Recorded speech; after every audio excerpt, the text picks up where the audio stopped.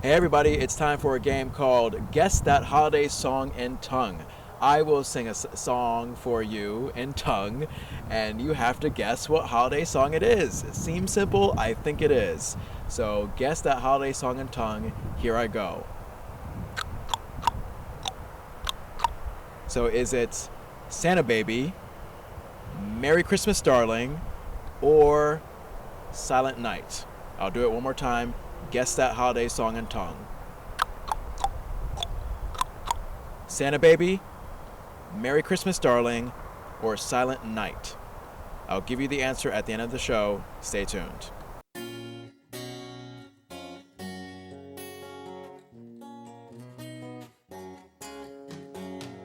You're watching West Hartford Community Television.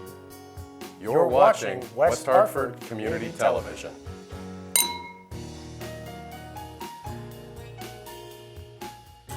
For the community, by the community. Hey everybody, and welcome to another edition of Moment. I'm your host, John Francois. Happy holidays! I know it doesn't look like much because I'm in a weird parking lot and the weather is actually pretty decent for this time of year, but nonetheless, happy holidays. I hope you're getting excitably stressed for the gifts that you have to give your family this year. Okay, so we have a great show for you this month. Let me start off with something I'd like to call the 66th annual Holiday Bazaar. Now, does that sound bizarre? It kind of does. I went to the Elmwood Senior Center here in West Hartford, and they had one of their most beloved holiday bazaars. It's basically a gathering where people come together and they have jewelry and glass and cookies and apple crisp. Basically, it's an excuse for the church to gather all together and say, hey, happy holidays. I went to this holiday bazaar for the first time with my camera woman Stephanie. We talked to a few people. We asked some fun holiday-related questions, and I think you'll be in the holiday spirit if you watch it.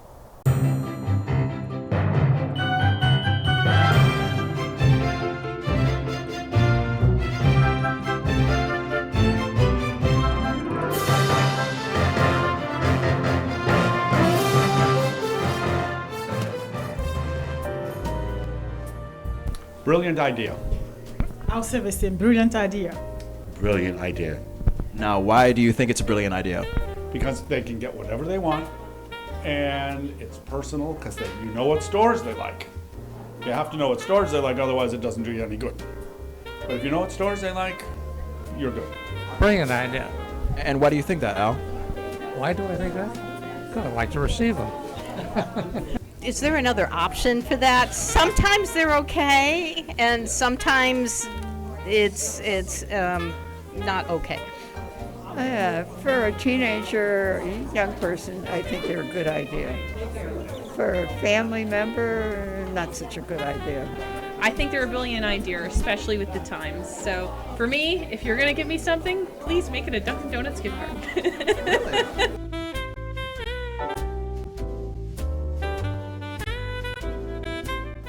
Premature.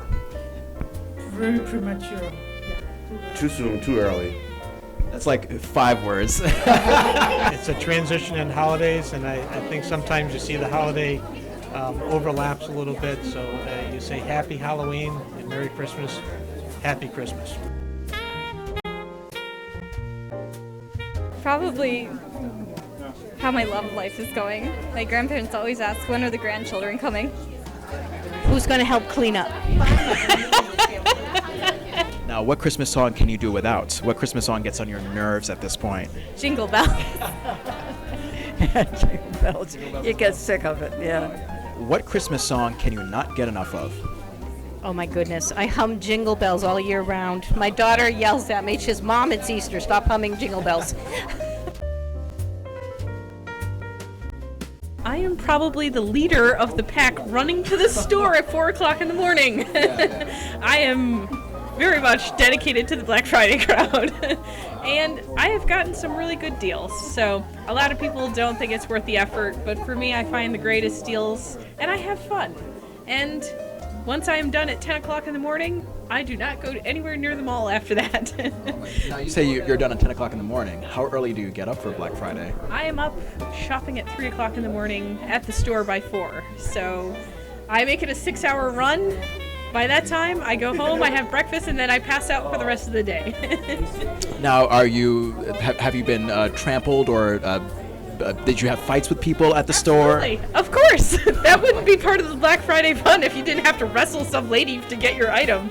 So, yes, the best story was I was looking for a specific TV, VCR, DVD player for my father who wanted a very specific one. I went on the hunt, I found it, and all of a sudden this other lady came by and she's eyeballing the same one, the very last one. So I waited until she passed by. Then I went over, snagged it off the shelf, and ran away with it. And she said, "Come back, I'm looking at that. Too late, your hands weren't on it, it's mine now." And I ran away and paid for it very quickly before I got chased down in the store.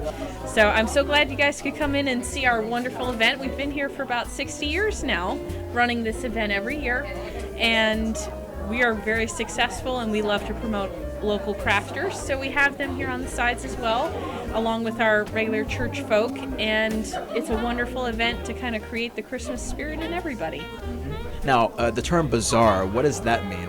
Where does it come from? Well, we used to call it a fair, and then a lot of people had a certain image in their mind. So I said, since we're having a lot of these beautiful crafts come in, we really should change our title to go along with the times. So we went with a bazaar, so this way we have a little bit of everything, and that seems to attract a lot more people to our event. Now, what conversation would you not want to have at Christmas dinner? Politics. That is our rule. We do not discuss politics, because that could be a very heated argument, and that could go far into the night beyond my party time. Yes. I totally agree. The conversation you probably want to have is Dunkin' Donuts or Krispy Kreme donuts. That's it. I'm definitely all about my homemade cooking, so most of the time we break out all the old family recipes, Grandma's apple pie, which have already sold here at our fair. Now, you say homemade cooking. What do you cook that you like to consider a Christmas favorite? Well, nobody thinks of banana bread as Christmassy, but apparently I have now been designated the official banana bread maker in my family, since I have now won the title of Best Banana Bread at the Berlin Fair this year. So nobody believed me, and they're like, "This is good." I was like, "But is it good enough to win?" And I said, "Well, I'm going to prove it to you this year." So I ended up entering it at the fair this year, and I got 96 out of 100 points for it. So I said, everybody's getting banana bread as their Christmas present. Well, you immediately stole my heart from the moment you said banana bread, because I love banana bread. That's just, I mean, can I steal some from your house at Christmas dinner? Hey, if I've got any left, I'll give you an extra loaf. What one word comes to mind when you see holiday decorations the day after Halloween? Ambitious. And that is me, because I've already got all our decorations outside our house. So the weather's so beautiful, why not do it then and there? And why am I going to risk my neck in the middle of winter when it gets icy and snowy to hang up my beautiful icicle lights? So I do it when the weather is good. If that's now and it's the day after Halloween, then so be it. Now, my neighborhood, or the neighborhood I used to live in, we would have this like secret Christmas decoration competition. It seemed like each house was trying to top the other one. So does your neighborhood kind of have that competition where it's like, oh, who could make the best Christmas decorated house? Not in my personal neighborhood. We just sort of casual. We're not super ornate, with our decorations, but everybody has their own little take on things. So it's not a competition. We just enjoy each other's sort of lawn ornaments. Although there are some years I am anticipating stealing Frosty from somebody else's yard because I really want him in my yard. So the only thing is I think the neighbor might notice that his Frosty is on my lawn. Have you actually stole something on someone's lawn or no? No, I never have. But I have offered to pay for it. I have tried to buy them. Now, I feel like you and your family would go door to door and sing Christmas carols. Is that what you guys do? Yes, we do. So the little ones, we give them the handbells, and the older ones who play an instrument, we actually let them go ahead and play their clarinet or their guitar or whatever else that they have going on. I get the triangle. Thank you so much, Deja. I appreciate you speaking with me, and happy holidays. Oh, yes. Thank you so much for coming on down, and we love to see you all again next year. Thank you so much to everybody at the Holiday Bazaar, and hopefully you'll have a great season with your family, have some hot chocolate, and invite me over too. Okay, so we're now going on to the next segment. This is yet another rant from my good friend Laura. It's part of our reoccurring Laura's Rants and Raves. And this month, Laura is ranting about the RoboReceptionist. Have no idea what I'm talking about? Well, I don't care. Watch Laura. You'll get an idea. I'd like to talk to you about an experience that I had this week that was really aggravating. So, first thing in the morning, Monday morning, my internet wasn't working. Now, of course, I'm missing all kinds of vitally important emails and Facebook notifications on first thing Monday morning. I know you understand this.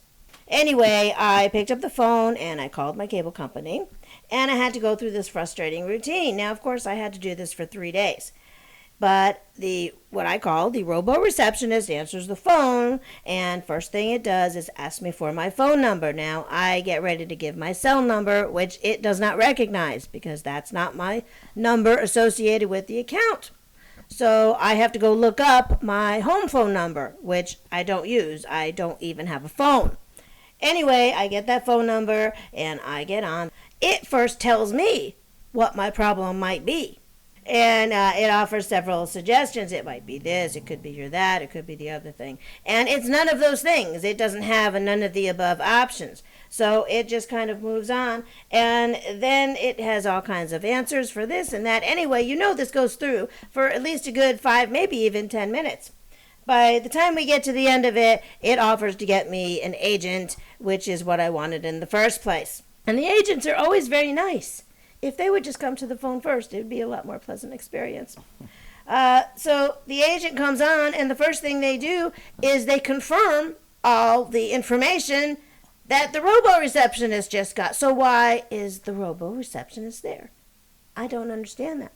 And if we have to have a receptionist, which makes sense to me, I have been a receptionist. In fact, that was one of my first jobs. And I still think it's a vital position, one that should only be held by people, not robots. So I'm pretty aggravated with this. Now, by the 3rd day of this, I'm in no mood for Roboland.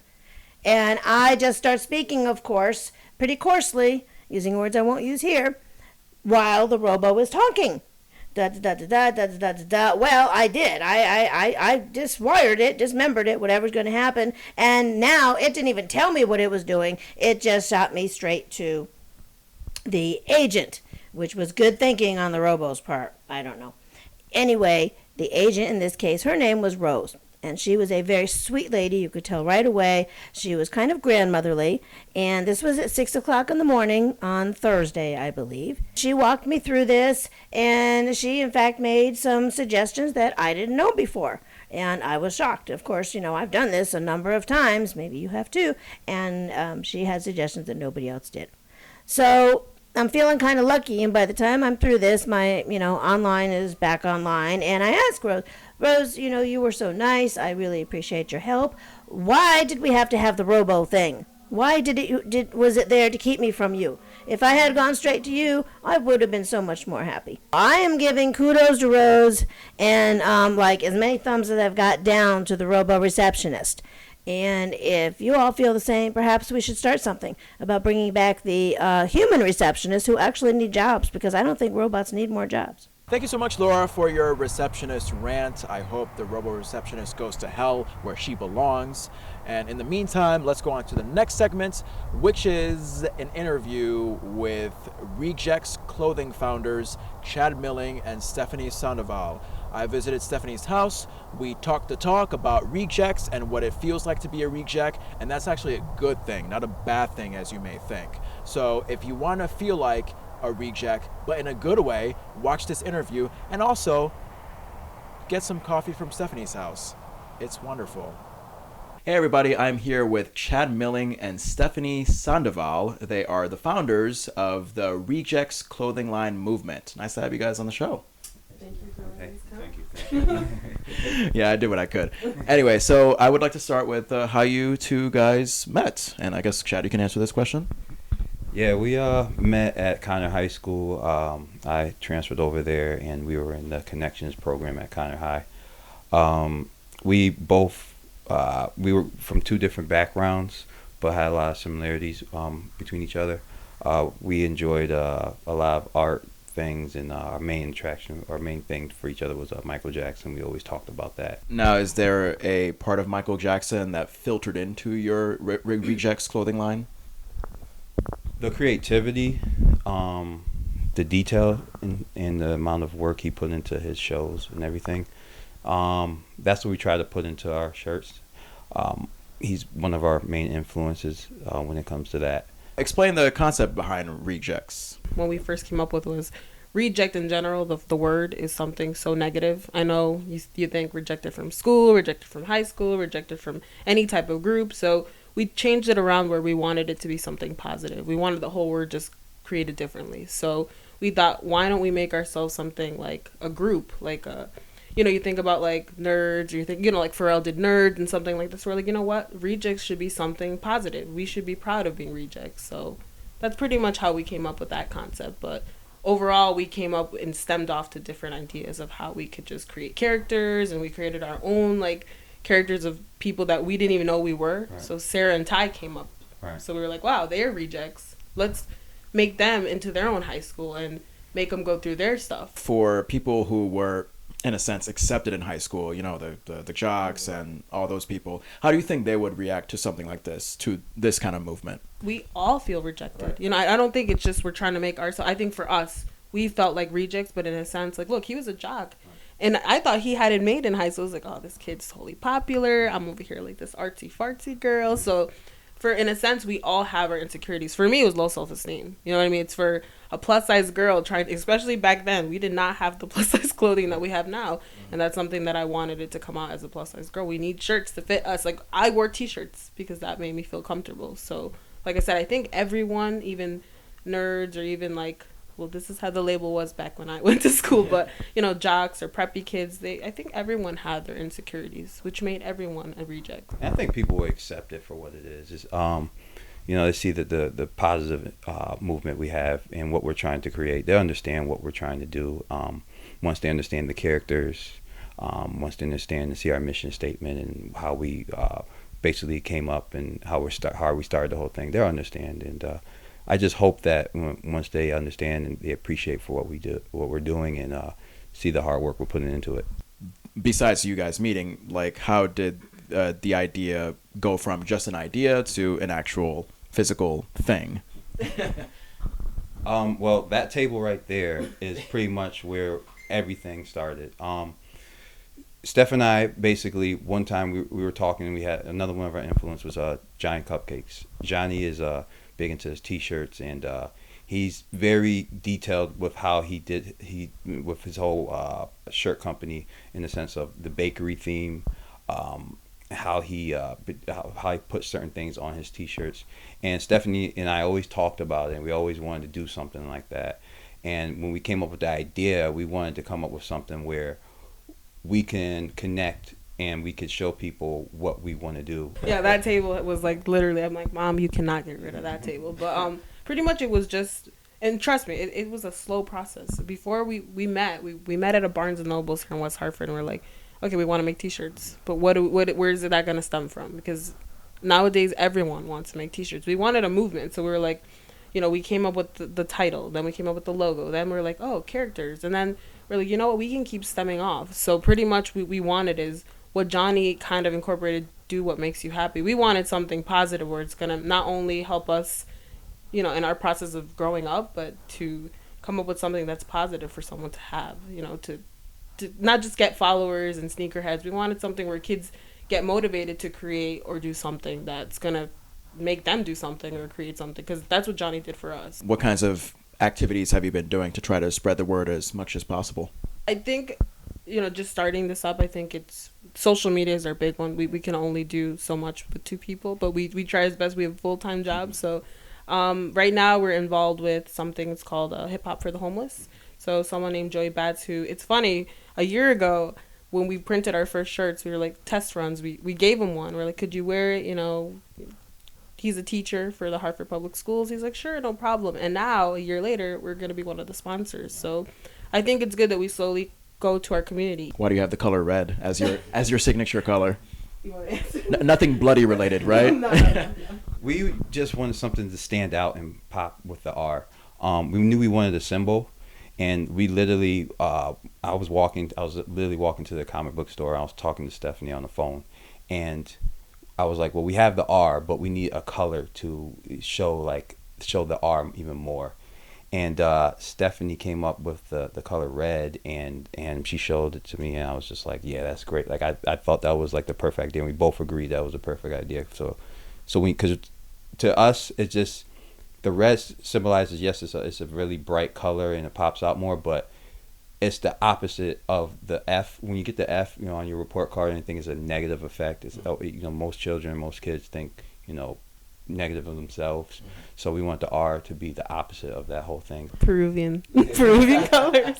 I was like, hey Chad, just want to let you know that I added the red too because Peruvian pride. So. No, and Stephanie, I think we talked the other day about why you spelled rejects the way you spell it, REJECKS. Now, why is it spelled that way?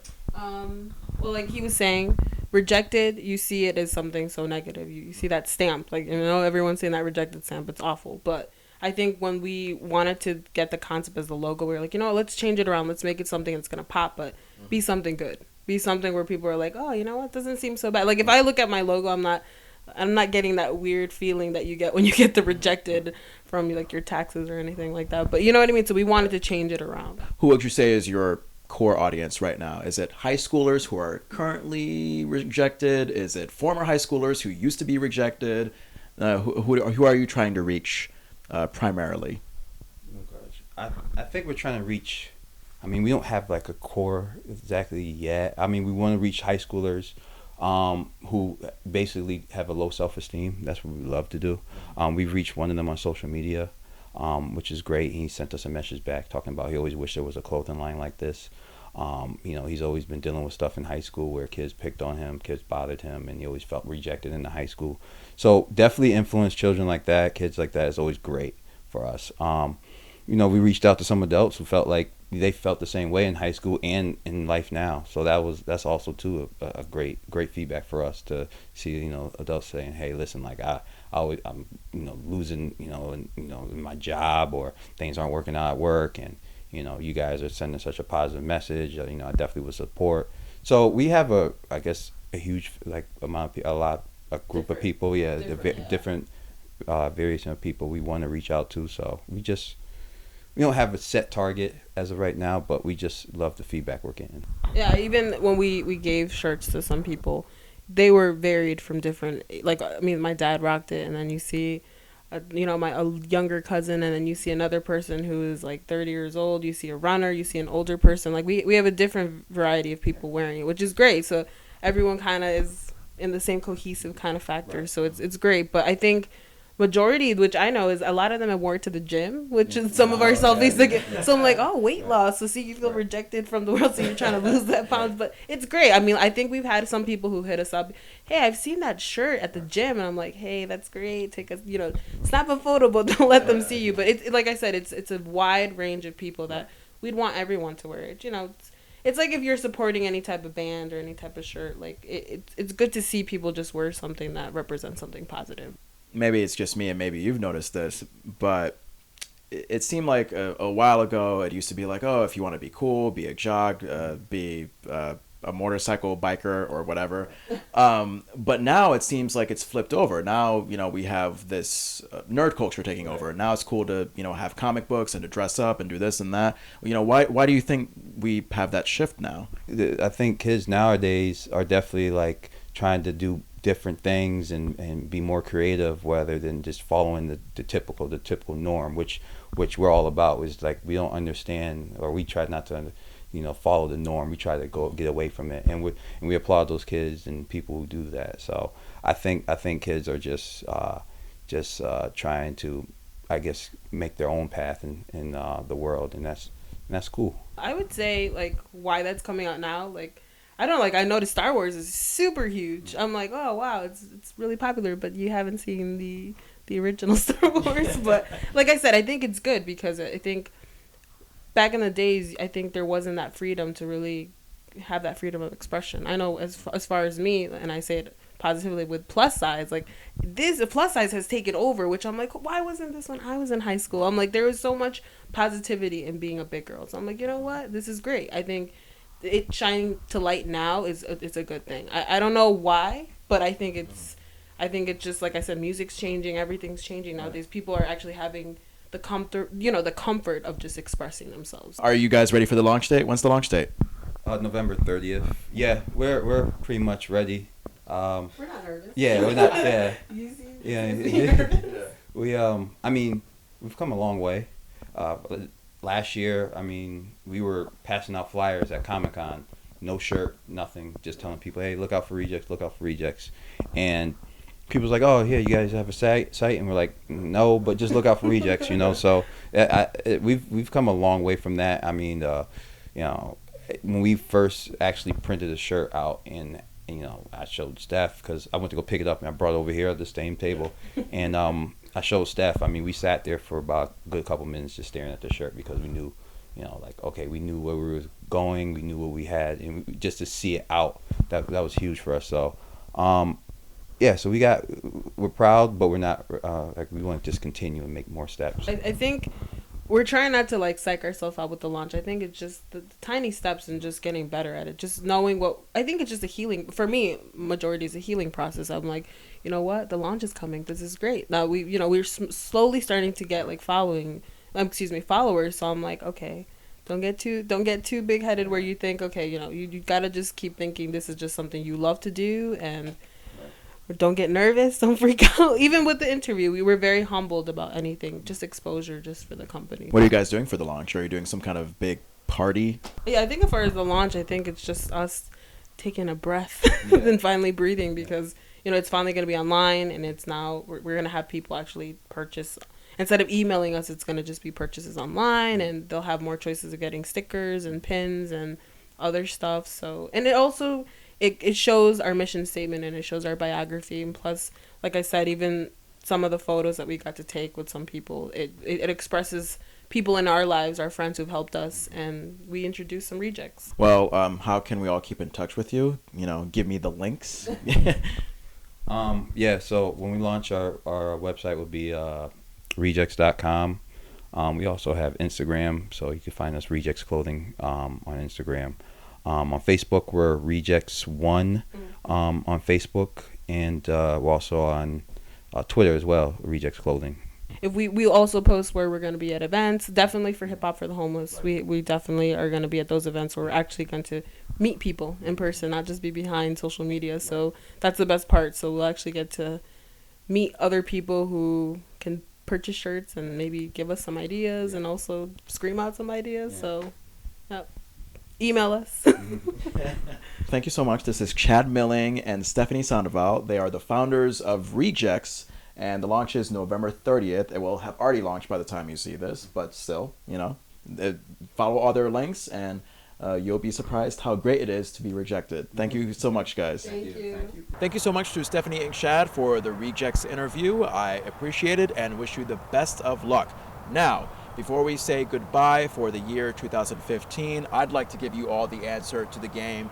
Guess that holiday song in tongue. I'll recite it one more time. It's basically a song for the holidays that I sing in tongue. Here we go.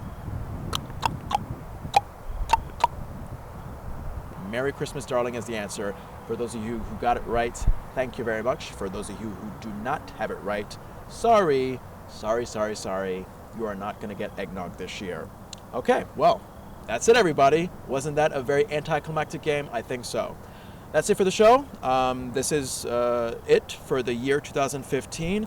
We had a great year, and I hope you did as well. Happy holidays, and I will see you around in the new year.